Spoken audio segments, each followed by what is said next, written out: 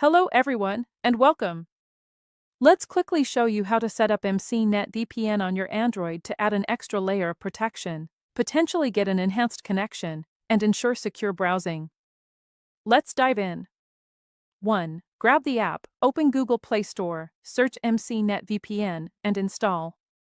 2. Open MC NetVPN, launch the app. 3. Update resources, tap the menu, for lines, select Online Update, and wait. 4. Pick a server, tap Auto Server, choose Auto Server, or a preferred server. 5. Choose UDP, select UDP as the connection method. 6. Connect, tap Start. 7. Allow permission, allow VPN permission if prompted. You're now connected. MC NetVPN can add an extra layer of protection, potentially give you an enhanced connection, and enable secure browsing. Use VPNs responsibly. Subscribe for more.